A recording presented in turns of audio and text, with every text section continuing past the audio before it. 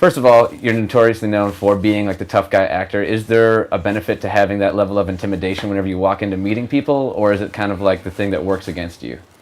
Well, it kind of goes both ways.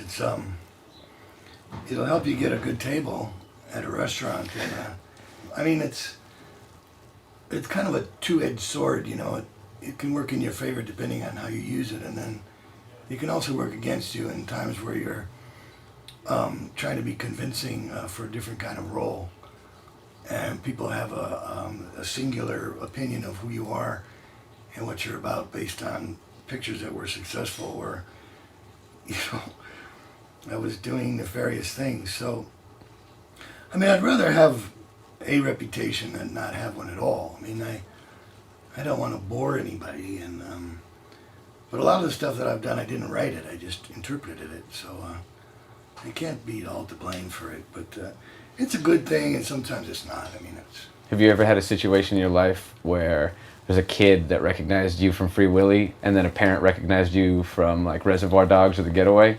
Yeah, in fact, that did happen to me one time, and then the whole family wouldn't get on the elevator with me.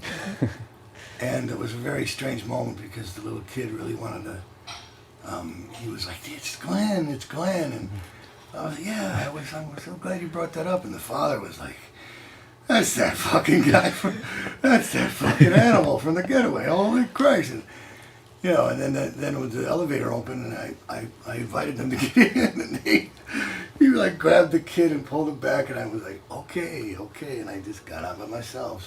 So you're a family man. You have 6 kids, and obviously there's a softer side to you. But what is one thing that you think nobody knows about you? I read poetry. I've written 4 books of short stories and poetry, and not everybody knows that. Do you feel that the softness to that makes you harder on the other parts?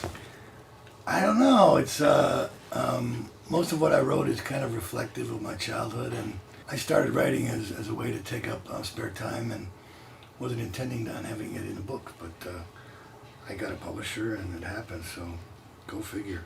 So I guess another thing that I'm always curious about, and you only find this out whenever you get to really talk to an actor, there's always that role that you got really close to getting, and then either somebody got subbed in last minute, or you turned it down, and it was one of like your big regrets. Like, what's that one movie that you always look back on and go, man, I could have made that picture? Well, I'd like to correct a big rumor that I turned down Pulp Fiction. What really happened was I was shooting The Getaway, and I had 4 days off, and one of those days was Father's Day. And I heard that Larry Kasdan was going to make Wyatt Earp. And I really, really wanted to play Doc Holliday. I remember Kirk Douglas in Gunfight at the OK Corral, and he was just such a great Doc Holliday. And so I got a meeting with Larry, and I went. I had the long hair from The Getaway. You can just imagine what Larry must have thought when I walked in the room. But I begged him that I could play Doc Holliday. And he explained to me that it was already cast. He had Dennis Quaid. And then he asked me, did I want to play Virgil, which is Wyatt's brother. And basically, I really wanted to walk down the street to the OK Corral. I mean, it was Western history. And I had already done a gangster thing. I did Reservoir Dogs, and I was doing The Getaway, and I wanted to try to get off of that. And I thought, well, okay, I'll make that walk down the OK Corral, and it's a big Western. I can ride some horses and shoot guns, and it was a cowboy movie. And I thought, well, it seemed like a really wise thing to do. And I promised Larry that I would do the damn thing. And no sooner was I on the plane back to Arizona when my agent made the deal for me to be in Wyatt Earp to play Virgil.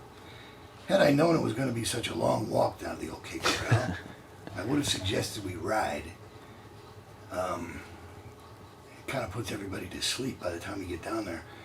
I was in New York doing the David Letterman show for The Getaway.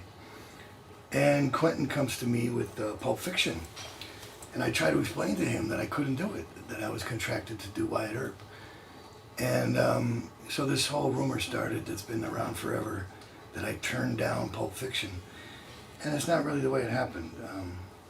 If Larry would have let me out of the rehearsals of Wyatt Earp, which were all just a big waste of time, I might have been able to do both pictures. But, I mean, I've been very lucky and very fortunate, and I've had some really good stuff come my way. And, you know, if Wyatt Earp had been a huge hit and Pulp Fiction hadn't made it, there would have been no career for John Travolta, and it might not have got the attention that it got. But there's no telling what it would have been. It's easy in hindsight to say, oh my God, you could have played Vincent Vega.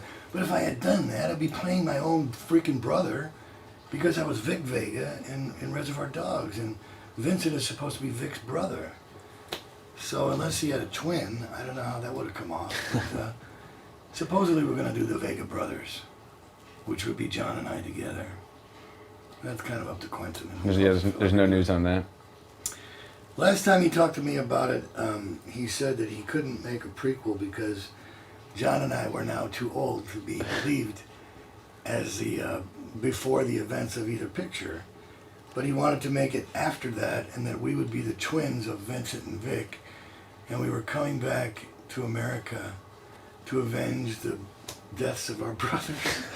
And that we buy a club in Amsterdam and we kill a bunch of guys. And he was half crocked when he told me the idea. So I obviously would love to do it. I mean, I don't know if John's interested. I never met Travolta, so I don't know what's in his mind. But you never know about these kind of things. And, well, speaking of people that you do know, I know when you were on the set of The Doors, you had a really interesting experience with Val Kilmer, who would just relentlessly try and buy a muscle car from you, and somebody asked me to ask you about this. Oh, it was way after The Doors. I have a GTO. I got a '67 GTO, and I don't remember where he saw the fucking thing, but he saw the car somewhere, and he really wanted it. And I kind of told him that I really wasn't interested in selling it. And he drove all the way out to Malibu in this weird car. I don't know what they're called. They have open wheels on the front, and they're designed to be like an old car. Like a hot rod? Yeah, it was a hot rod type of car. I can't remember what they're called, but he had one. He drove all the way to Malibu in the damn thing, and I met him by the garage where I was keeping the GTO, and he kind of assumed that I was going to sell him the car. And I really had no interest in selling it. And he kept saying, well, how much do you want for it? And then when I told him how much I actually wanted, he turned around, he walked away, and he got in his, whatever that thing was, and he drove away. And a couple days later, I get a call from his assistant.